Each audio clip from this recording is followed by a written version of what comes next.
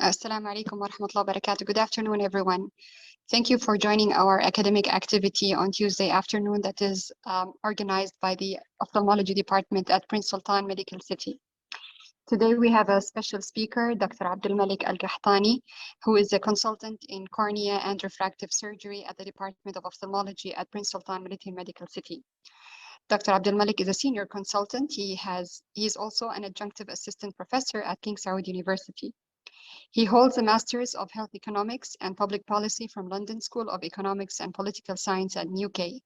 He also holds a Master's of Arts in Public Policy Studies from the University of Chicago in the USA. Dr. Abdulmalik will be speaking today about a very new topic and attractive in ophthalmology, that is economics of ophthalmology. In this presentation, he will be tackling the financial factors that remains a major challenge in healthcare system. Dr. Abdulmalik will also talk about concepts of cost-saving measures in ophthalmology services. He will be also highlighting the importance of optimizing efficiency in our services. I'm pretty sure this topic has never been addressed before, and Dr. Abdulmalik is the best to teach us about it. We're all eager to hear you, Dr. Qahtani. Please go ahead. Thank you. Thank you so much, Dr. Anud, for this introduction. بسم الله الرحمن الرحيم.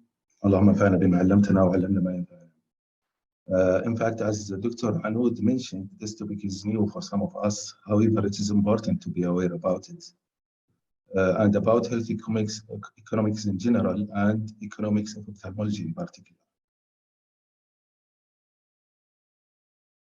I have no financial interest to declare in this presentation. Let me start with this slide. There are two main challenges facing healthcare in Saudi Arabia. The first one is the financial challenge, and the second one is efficiency factor. I'll start with the financial challenge. Why there is this financial challenge? If the current MOH budget is 1 billion this year, we are expecting it to rise up to 1.8 by 2030. And the reason for that is increase of life expectancy to 80 years instead of 74, which is the current life expectancy. Population growth. This is the second factor or reason for a rise in healthcare spending. So what does increased life expectancy mean for health spending? If you see this chart,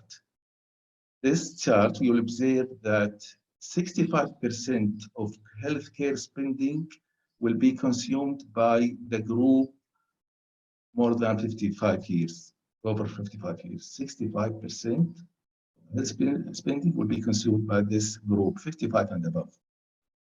And this is very important for any budget strategic plan to know. So top 10% of patients account for 56% of cost. And we are expecting the elderly by 2030 to increase from 2 million to 4 million. What's the impacts of this number in our practice? So we need to focus on diabetic retinopathy, related diabetic retinopathy disease and related laser and surgery, glaucoma, and cataract, because these three diseases are common in elderly who consume a lot of health spending. So we need to run program for diabetic retinopathy, early treatment if needed, as well as glaucoma and cataract. Population expected to grow also. Our population is expected to grow from 33 million in 2018 till 40 million in 2030. And this rise in population needs more healthcare and cost. This is very famous picture where optimists say that the glass is half full, while pessimists will say the glass is half empty. But the health economist will say that the glass is half wasted. We like to maximize the benefits of each resources. We need to use each medical equipment to the maximum before it gets expired or obsolete. What's the problem? Why there is health economics? Why? Why there is no social economics? Health economics is important because always in any healthcare system, the demand is more than the supply. There is no equilibrium. Demand always more than supply, especially in public hospitals. So when you order a drug and the pharmacist replies, it is not available, this demand more than supply. This is a demand more than supply. When you stop doing keratoplasty because of no available corneal tissue, that means demand of cornea is more than the supply. Long waiting time for surgical intervention is also a kind of demand more than supply. So this demand is supply is evident in every healthcare system, especially if it is public health system. So health economics is a study of how scarce health resources are allocated among alternative use for improvement of health. And when we say resources here means drugs, equipment, or even manpower. Health economics also deal with how to maximize the health with limited resources. For example, when you purchase a phaco machine and you use it for only 2 days per week, in this way, you are not maximizing the phaco machine use. There is special focus from health economics in the last few years on gene therapy. They are very expensive. They are very expensive. And not every health care system can afford it. This headline is very attractive and very promising to Saudi regain their sight after injection of Luxturna. But the price of Luxturna is 400,000 US dollar per eye. I'm sure it's less than this year or the year before. But you know, the Institute of Clinical and Economic Review, which is an independent organization to evaluate and to assess the price of the drug, they said the supposed price of Luxturna should be between 150 to $217,000. This is another gene therapy which was used in Jeddah for spinal muscular atrophy. This drug cost 600,000 to 700,000 in the first year, and then around 357 each year. So we need to set new or to use the recent payment method for drugs. One of them is outcome-based models. In this case, we sit with the pharma company. Okay, we will purchase your drugs, but if it works, we will pay for you. If not works, sorry, we cannot pay for that. Another payment method, payment over time or installment model. And the third important method is reference pricing. In reference pricing, we analyze the prices of this drug in different countries. In UK, in Malaysia, in Egypt, in USA. And if there is difference between our price and other country price, we ask the company to adjust this price. So the bottom line here, we need to adjust the prices of gene therapy because it is consuming a lot of budget from the health care. Now, there are two important items in health economics I would like to explain to them: opportunity cost and efficiency. Let me start with opportunity cost. Opportunity cost is an economic term that refers to the loss of potential benefit from other option when one option is chosen. What does it mean? With limited budget of purchase an expensive device, you will lose the opportunity to purchase another device because you utilized all of your budget in one device. I'll give you a very simple example. This is Starbucks coffee, which costs 20 riyal. This is also Starbucks coffee, grounded coffee, which each cup can cost 4 riyal with similar amount and similar taste. Now, if you decided to purchase this cup of coffee, there is opportunity cost which was lost, which is equal of 5 cups of this one. Again, if you purchase 1 cup of this one, opportunity cost will be lost for buying 5 cups of this one, because this one equal 5 cups of the ground coffee.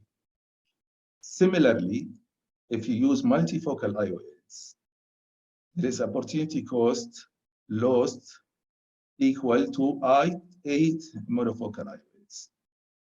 So it is weird sometimes that some hospital, public hospital, using multifocal IOL, and at the same time, they are complaining of unavailability of monofocal IOL because of sources of budget. So priority here should go there, not to invest in multifocal IOL. Health economic evaluation. There are several measures by which we can evaluate any medical intervention from both economic point of view and outcome point of view. The first one, cost minimization. Cost minimization analysis compares 2 or more interventions with similar outcome and determines which is less costly. And this is very easy to practice. Even we can practice in our clinic. If you have a case, for example, of bacterial conjunctivitis, and you have the option to use Oflux or Vigamox, and Oflux costs 13 Riyal and Vigamox 26. And you know that the outcome in case of bacterial conjunctivitis is almost the same. So you need to use this Oflux. You didn't need to use Vigamox to save some money. So the cost saving here is 13 Riyal because the outcome is the same and the Oflux is less costly. What about here? Brit 40 and OptiBrit. Can we practice cost minimization here? No, we cannot. Why? Although the price here is cheaper than Brit 40, but the outcome is not the same, as you know from our experience in the clinic. The outcome is different. So cost minimization, practice it only when the outcome is the same. So in this case, we will use Brit 40 rather than OptiBrit because the outcome of this drug is better than this one. Cost-effective analysis. This is very common word. We use it every day, but we need to know exactly what does it mean. It is an analysis that helps you to make a decision for new drug, always related to new drugs, or most of the time related to new drugs. I will give you 4 scenarios. The first scenario, the new treatment is more expensive and less effective than the current drug. More expensive and less effective. Don't adopt the new treatment because it's less effective and more expensive. Case number 2. New treatment is less expensive and more effective. The decision here is very straightforward because it's less expensive. So we need to adopt this new treatment. Less expensive, more effective. The third scenario, treatment is less expensive and less effective. Ignore this treatment because we concerned with providing more effective treatment. Now, case number 4, this is the most important scenario where we have to use the cost analysis. New treatment is more expensive and more effective. So is the added cost with the increased worth the increased effectiveness? Maybe the added cost is 3 times the current medication, but the effectiveness is 1% more than the current medication. So the decision here is not obvious. So we need to use the cost effectiveness analysis in this situation. We have this formula, ICR formula, very easy formula, where the cost of the new treatment minus the cost of the current treatment divided by the effect of the new treatment minus the effect of the current treatment. This formula will give you a value. If it is less than a number, for example, in USA, if it is less than 50,000, is willing to pay. If it is less than 1,000, they will approve it for use. If it is more than 50,000, they will reject it. So this is the idea of cost-effective analysis. You need to compare the cost of the new and old treatment and the effect of the new and old treatment, and the value you compare it with your threshold of payment. And threshold of payment, this is 50,000. In UK, is maybe less than 50,000. It depends on the country. This is very interesting study, robust study published in Lancet, where they compare Avastin with Lucentis in age-related macular degeneration. Duration of this study is 2 years. And they concluded that there is no difference between the two medications in age-related macular degeneration. And based on that study, an economic evaluation study was carried out to compare Avastin, Lucentis, and Eylea. And they concluded that Avastin is the most cost-effective treatment for age-related macular degeneration. And this is very nice table which compare the prices, the different prices. Eylea cost €900 per injection. Lucentis €900 per injection, while Avastin €44 per injection. See the difference between these. And based on the previous study, the health outcome is similar. There is no superior of any one of them to the other. So we need to, every now and then, to read the cost effectiveness analysis of our medication or our equipment. This is another study, again in Lancet, where they compare in primary angle closure glaucoma. They compare early cataract, early lens extraction in one arm and standard laser peripheral iridotomy with topical medication in the other arm.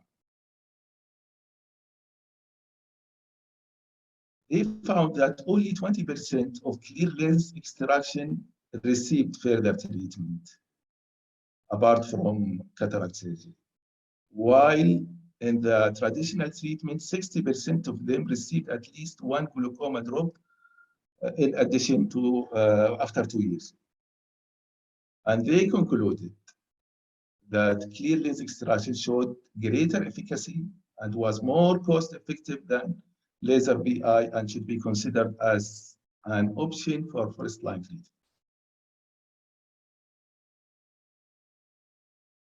What about efficiency in our practice? What does efficiency mean? Efficiency is a general term used to describe the relationship between inputs and outputs.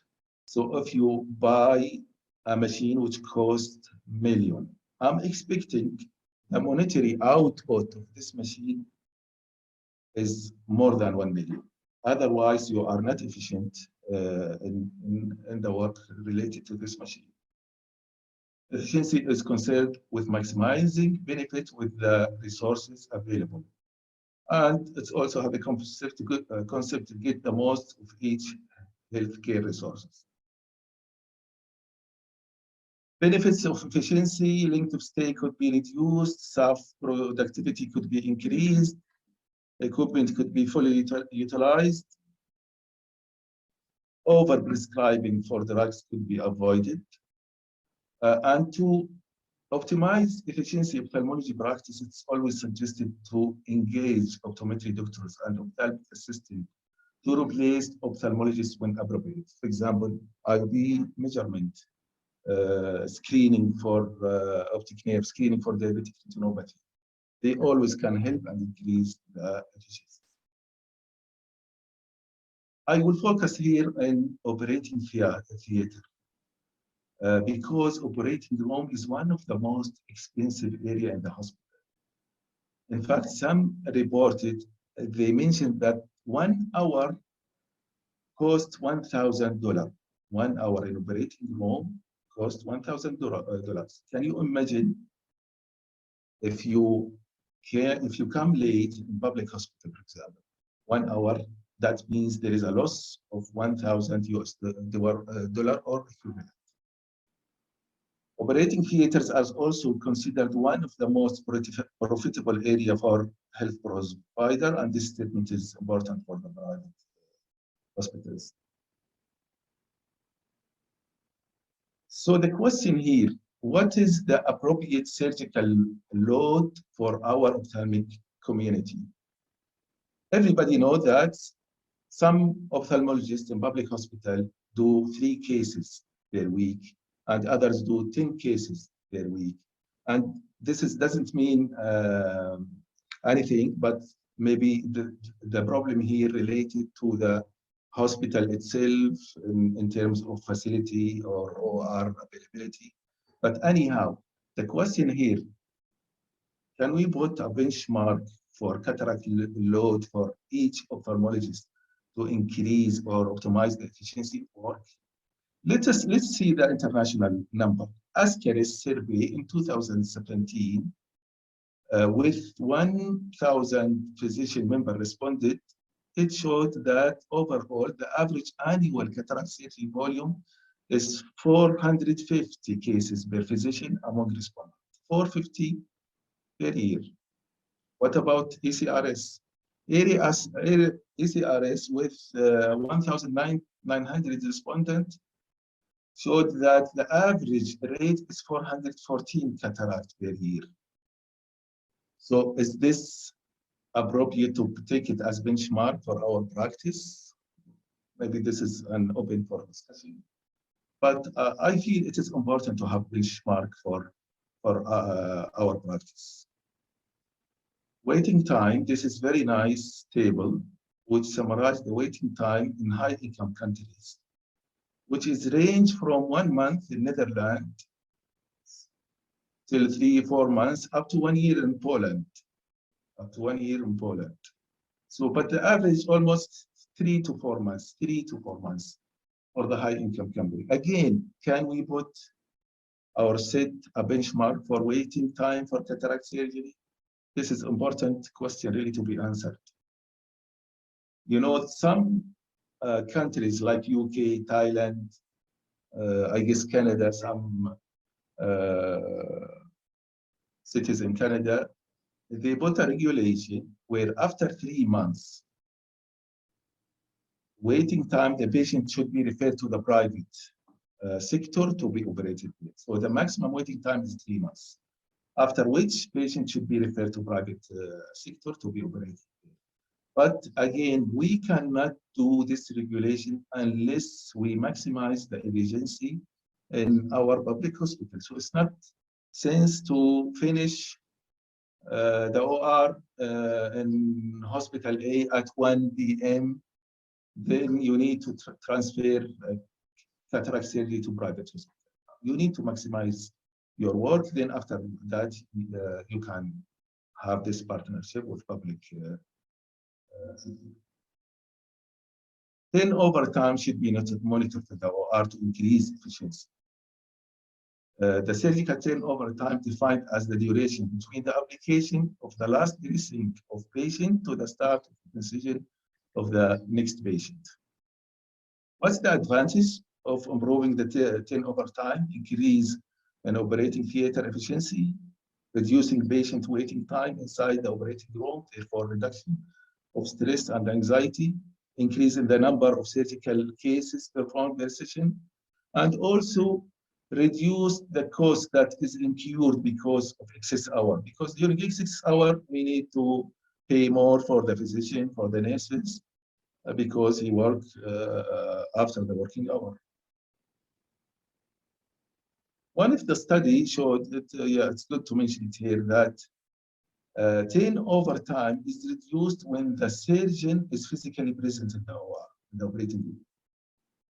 The study showed that help in reducing turnover time. Another study showed that the benchmark for surgical room for turnover time is 6 minutes. And I think the infection control department will reject this number. But anyhow, we need to monitor the turnover time. In 2019, before COVID era, COVID time, I was asked to analyze one of the operating room in terms of efficiency. And if we can see here, this line is the 4 o'clock, 3:30 to 4 o'clock. So every surgery should finish here. This is the end of the working day. So this one finished at 10:45. This is at 1. This is 11. This is 2. So most of the OR are working inefficiently. They did not reach this line, or they did not came close to it. So this is inefficient work. What about this one and this one? This is excess hour.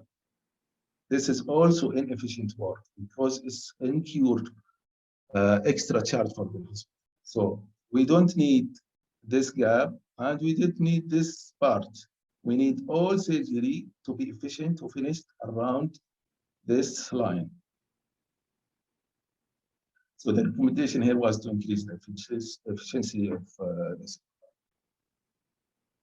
Now, the question, is there any link between high spending and better health outcomes? So if you spend more, are we expecting more outcome, more prevention of blindness, less retinal detachment? Is there a link between spending and health outcome? Let's see the USA as an example. USA is the highest country in terms of health spending. They spend $10,000 per capita, per individual, $10,000 per year per capita, compared to the average of high-income company, which is $4,000 per capita. 10,000 to 4,000. This is a jump. So now, is there any better outcome in US health system? Let us. This is one of the important indicators of healthcare system. US has the lowest life expectancy. Despite paying more in healthcare, they have the lowest life expectancy. US life expectancy is 78. For example, let's compare it with UK. Where is UK here? It's 81. UK spent 4,000 and US spent 10,000. All of these countries around 4,000 to 3,000, but still US has the lowest life expectancy. US adults have the highest chronic disease burden, 28%, compared with other countries, 15, 16, 17, 28 is jump. US has the highest rate of obesity compared with high-income company. High-income company, 23, 26, average is 21. So more high spending, but less outcome. So in conclusion, financial issues is one of the important challenges that face all healthcare systems, including our healthcare. Optimizing efficiency should be prioritized in any strategic plan in our in our ophthalmology services. Adopting new drugs, procedure, or equipment should be based on economic evaluation and added value rather than preference. There is no evidence that link higher spending with better outcome. And I'd like to promote our book, which include almost 90 to 95% of all eye drops that should be prepared in the hospital and not available commercially. You will find here tacrolimus, you will find vancomycin, almost 90 to 90%, to 95% of all eye drops that need to be prepared and the shelf life, etc. Thank you so much. Back to you, Dr. Anoud. Assalamu alaikum. Very interesting topic. Thank you very much, Dr. Qahtani. It is basically a very new topic, and with the development we are having in our kingdom and the upgrading of our systems, I think this all has to be explained and kept in consideration. طيب, Dr. Qahtani, now the comparison between the example you have tackled, like the use of trifocal lenses in a government hospital in comparison to monofocal lenses, I think going that far in comparison is unfair for the standard of care that we have to aim for in our country. From one country to another, or let's say from one institute to another, the standard of care may vary. And according to this variation, the economics has to be changed. Wala la, what do you think? Well, can you hear me? Yes, yes, of course. Okay. If you have always healthcare budget is limited. So if you have waiting time, if you have waiting lists with waiting time, and this waiting time because of unavailability of IOL for any reason, you shouldn't use multifocal IOL. This is opportunity cost. You should invest in monofocal IOLs. By the way, this issue it's not here only. Even in the West for insurance, especially USA, multifocal IOL is not covered by insurance. So if the patient wants multifocal IOL and some insurance company, even the toric IOL, you have to pay the difference. So if you have a question about the availability of the monofocal IOL, you shouldn't use multifocal IOL. This is my answer. Yeah, so as we mentioned, it has to be changed according to the facility and the budget. Thank you very much. Yeah.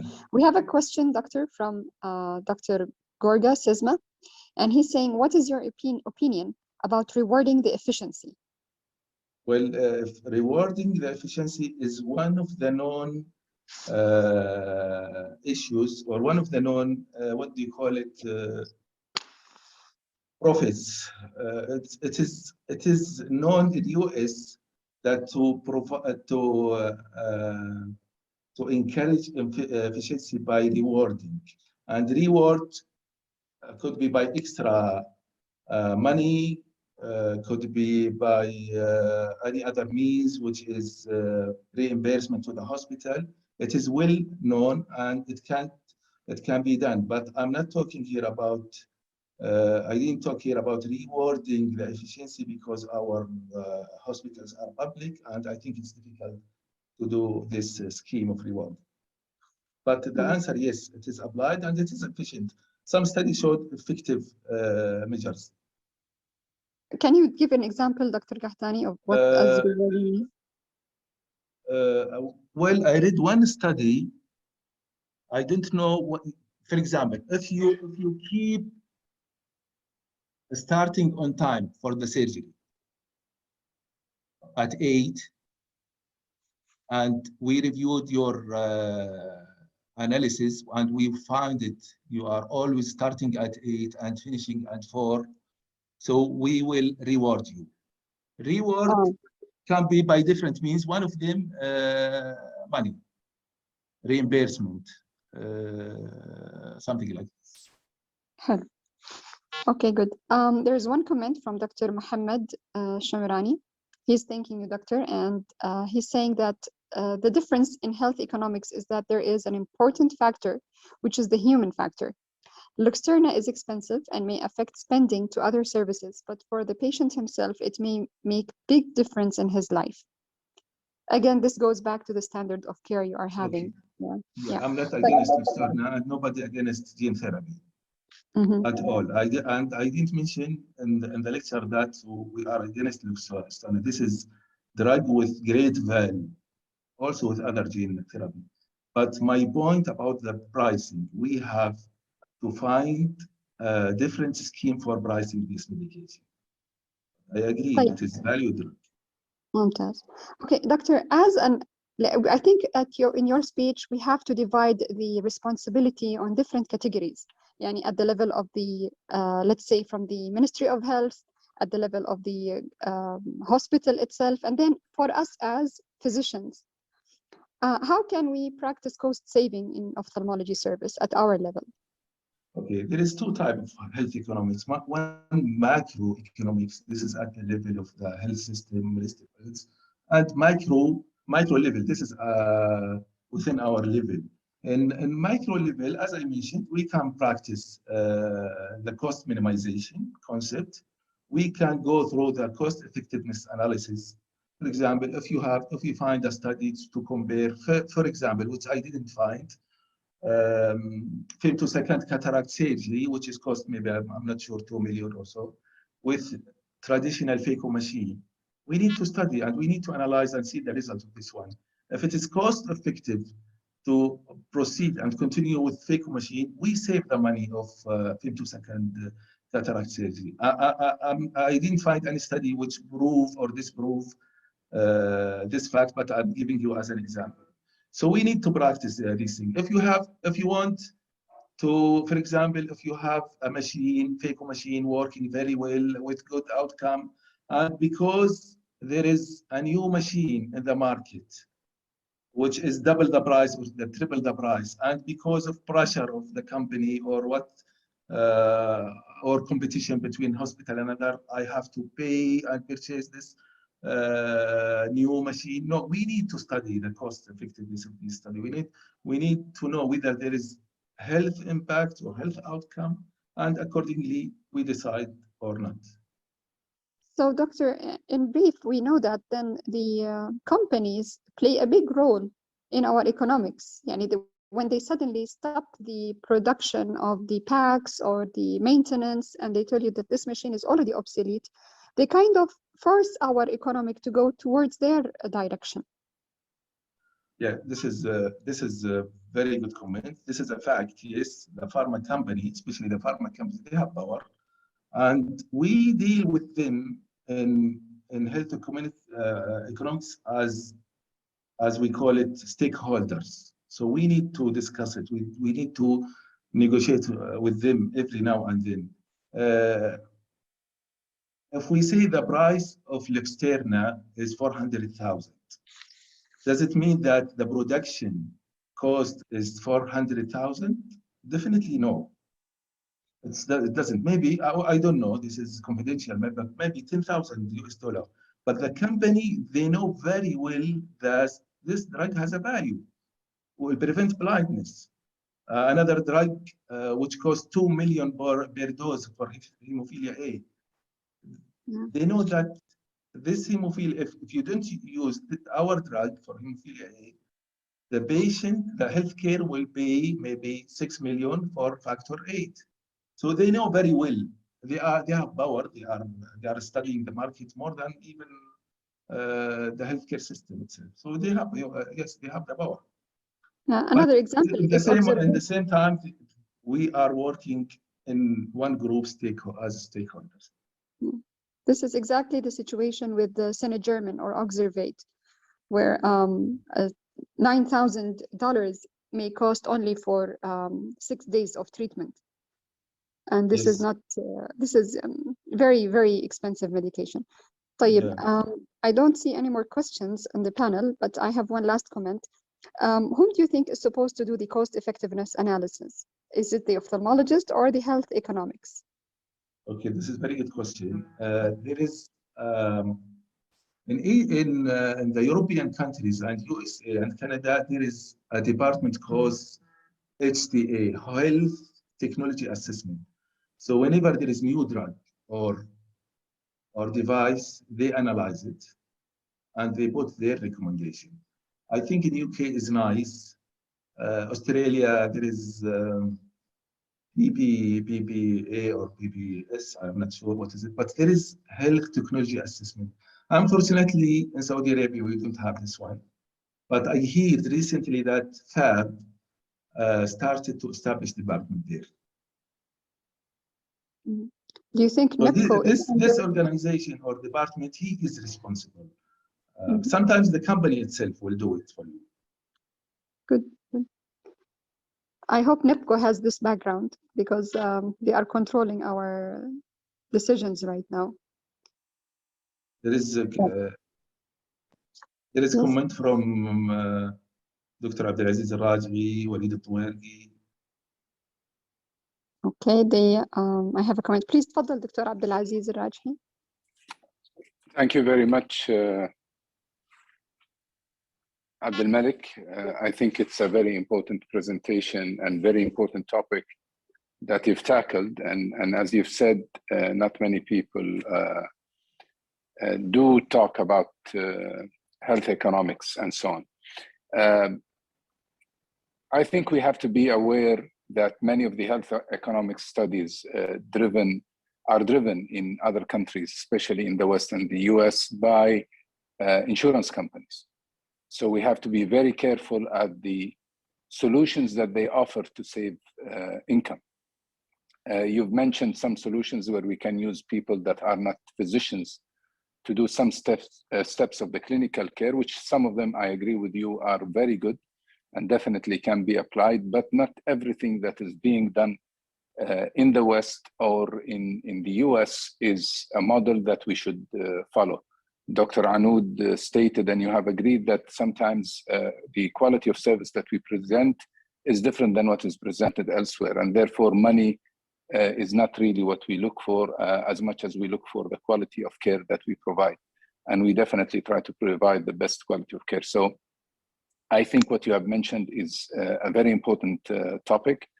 I'm in a board meeting and I went out to attend the session because I believe it's a very important topic, but I'm just want to flag that we have to be very careful with the solutions that sometimes are offered in other countries. They are offered based on the health system that they have and the way it is configured. And not every solution that they have somewhere else fits exactly our needs in Saudi Arabia. Thank you again. Thank you, Dr. Abdulaziz. Can we ask Dr. Walid to comment as well? Dr. Walid Twergi.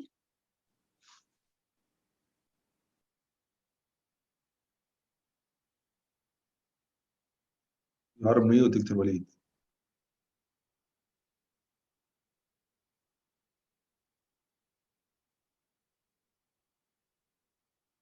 Still, we cannot hear you. أستاذ علي ممكن تعمل unmute للدكتور وليد؟ حاضر دكتور، الله يعطيك العافية.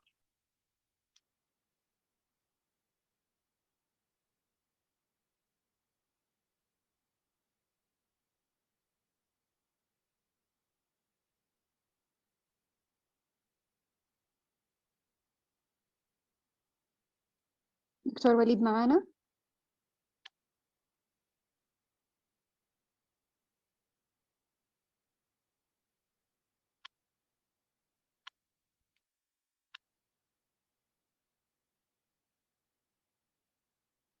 Okay, meanwhile, until Dr. Walid is with us, there was a comment. Yes. I okay, think now you can hear me now, huh? Yes. Yes. تفضل دكتور. تفضل. Bismillah ar-Rahman ar-Rahim. I am really glad to join you, and I admire what Abdulmalik is doing. This is really a very important topic, and you need a lot of courage and a lot of hard work to prepare such a lecture. I enjoyed, in spite of being in the middle of a busy clinic, I enjoyed the time watching this presentation. And I think one of the challenges we face in the healthcare delivery in ophthalmology or other areas is to increase effectiveness. And we need to do a collective work. And maybe this is one step forward, is the lecture of Dr. Abdulmalik, which should be followed by further steps. Let me add just 2 or 3 things which I think could help us more to be more effective and more efficient. We need more regulatory regulations, like we need the KPIs for every surgeon, like whether a hospital or a surgeon. We expect an ophthalmic surgeon to do 400 cataract per year. We should really do this, and we should do the regulatory steps to remove any obstacle in order to achieve this goal. We need to think about cataract centers. We don't need to scatter our effort and our equipment. In one city, we have like 10 or 12 different cataract centers. We can gather effort and resources in specified centers of excellence for cataract. And we have all ophthalmic surgeons working in these cataract centers in order to increase the number, increase the efficiency, increase the turnover, etc., etc. Regarding medications, this is really the most difficult part. Medications, the claims of efficiency, it's hard to investigate. So it should be a collaborative work at national level to study when a new medication is introduced, compare it with the old medications without depending on studies done or published by the manufacturer, is those claims are true or falsified. This is really الوصول للحقيقة, how we reach the actual truth when a new medication is received. And finally, plus those suggestions, is the culture of cost containment. Because we are trained to prescribe medications which we don't know how much it costs. We order investigations, we do things, and we don't know how much it costs. I think during residency, we should train our resident to know how much this costs, and is it worth it doing it? Is it a burden on the system or in the pocket of the patient or in the budget of the insurance company to do those investigations or do those tests? I think these are some contribution from my side. But once again, I thank Dr. Abdulmalik for a wonderful presentation and a new topic, and I admire his braveness to step on this area. Thank you. Salam, Dr. Walid, thank you very much. Very nice contribution and good ideas. Hopefully, some of them can be implemented in the soon future, inshallah. There was one comment from Dr. Marwan Abu Ammo, and he mentions that the healthcare leaders and professionals are focusing on quality and patient safety in ways they never have before because the economics of quality have changed substantially.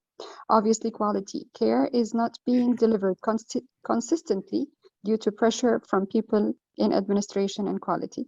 Well, I think as physicians, we try to maintain our quality before our number of service. I hope that this is what we aim for, inshallah.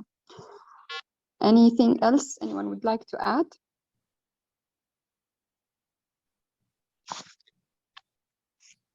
Dr. Qahtani, would you like to add anything else? First, I want to emphasize the point mentioned by Dr. Walid, that we need to be aware about the costs of each step. If there is any way from the IT to show the prices or the cost of the drugs, of the investigation, I think this is very important step. If we take it, it will help reducing the cost of unnecessary test. This is my comment. For Dr. Walid. Comment for Dr. Abdulaziz. The aim of this lecture is not to copy the Western procedures, but we need, since we don't have till now any steps in this regard in terms of effective analysis, economic evaluation and analysis. The only way we have that to gain from the study which was performed in the West, and until we have our own THA, which is HTA, technology assessment also. At that time, we can be independent. I totally agree with you, Dr. Abdulmalik, and I wasn't even hinting that you are suggesting something. Yeah, that's why I said it's a comment rather than a question or a debate. It's just a comment that when we are looking into these things, as you said, all the data that we have is data from either Australia. Australia there was a major study. They have even published a booklet on the impact of blindness prevention and visual disability and the financial impact of visual disability. And that was a very big study that was done in Australia. And all the other data that we have mainly comes in from the US and some from Europe. So I just was alerting everyone that when we look at these studies and when we try to implement them in our current health system, we have to look into the current status that we have and the regulations that we have, so that we make sure that whatever suggestions we have fit within our own guidelines and our own principles of patient care. Otherwise, what you have presented today is, in my opinion, one of the most important topics for our health system, especially as we go into the new transformation. Thank you very much. Thank you. Dr. Abdulaziz, I have a question for you, please. Fadal. How do you see The funding challenge for ophthalmology services in Saudi Arabia. How do you see it? The funding challenges? Yeah, the funding issue in the coming few years. How do you see it? Is it promising or? Well, I think funding for all government services is currently a challenge, and that we are moving into a different set of maybe we can call it a reform. But I know that the health services, we're talking about efficiency. In order to have more efficiency from physicians, we have to look at this in a more generalized aspect. Our doctors, with all due respect, and this is my own personal opinion, in many hospitals are overworked and underpaid, and that's my personal opinion. At least in some major hospitals. In other hospitals, they have compensated for that with little output. The little output is sometimes related to reasons that are within the physician control. It's his decision. And sometimes, and actually not sometimes, most of the time are out of his control. The operating room time or the OR time available for the ophthalmologist in a general hospital is usually very limited. The OR room is usually shared with the ENT services. So even if the doctors are willing to do more surgeries, they don't have enough rooms. Other hospitals have a problem with supply. They might have the machine, they might have the phaco machine, but they don't have enough consumables to do enough surgeries as they want, or the consumables at least don't come on a steady pace, and sometimes there is a shortage. So these are two things that are out of control of the physicians. And to add to that, some of the physicians are quite frustrated because, to be very honest, the pay that an ophthalmologist gets is probably 1/3 what he could get in private sector. So it's very hard to lean on the physicians again, or even put more pressure on them when they are already underpaid. I think one way, in my opinion, to fix this is to find a way that the salaries, if we cannot increase them, which probably will be hard to triple the salary, but if we cannot increase the salary, is have a system that compensates for the work that they're doing. So you have a basic salary which stays as it is, but as you do clinics and surgeries, you get more income. And this is something that, it's not something new that I'm coming up with. It's a system that is already applied in several countries. So the more patients you see, the more patients you operate on, the more income you do. If we do this, we will be able to decrease the waiting list. We'll be able to decrease the number of physicians that leave, good physicians actually, who leave government hospitals and go to the private practice or private centers. The problem that we are having right now at Kekesh, for example, is our doctors, when they graduate from fellowship, they stay at Kekesh for 2-3 years to build their experience, build their name, and then they either go to a private practice where they pay them 3 times the income, or they go to another government hospital where they do 1 clinic, or not 1 clinic, 2 clinics probably per week, and 1 surgical session every 3 weeks. So they get the same salary, but they're working probably 1/3 or one half the sessions they're doing at Kekesh. And I'm sure there are other hospitals who have the same problem. So in my opinion, one way to fix all of this is to make sure that we increase the income of the physicians and the other team in ophthalmology, not only physicians, and link that to performance. So people who want to have light clinics, it's up to them. They continue taking their salary as they're doing now, but those who are willing to do more and work more, that incentive will work. And this is, by the way, is the incentive that is also used in private sector. Many centers in private sector will give you a fixed base salary. And then as you do more clinics and more surgeries, you get more income. Sometimes the extra income amounts to 3 times your basic salary. And I think this is one way that we have to look at it. Thank you, Dr. Abdulaziz. This was very delighting. My pleasure. I think we have plenty of challenges in the coming future, especially with the Vision 2030 and the achievements we have to reach, inshallah. But we have a good ophthalmology community that I think each and every ophthalmologist is more efficient than any other specialty, especially graduates of our famous program in King Khalid and the others recently. Inshallah, under the guidance of smart people and efficient people like you, things will change, inshallah. Thank you, everyone. We've had a very delightful meeting. Dr. Alok, there is still a few comments. في أحد كتب? Okay, let's see. This is Dr. Marcus in Europe. Okay, we'll close with him. In Europe, we cannot use Avastin as per EMA regulations, so that this topic needs to be taken into account. Also, there is hidden costs. For example, infections caused by anti-VEGF manipulations is not that easy to conduct a good cost-effectiveness study. So he is questioning the effectiveness study that probably you mentioned, Dr. Qahtani. Yes, it is. These complications is included in the cost-effectiveness study. So what do the cost-effective studies?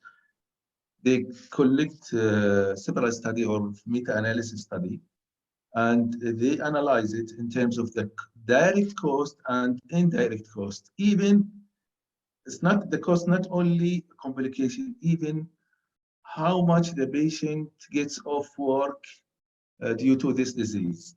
They reach this level, then they compare all medication.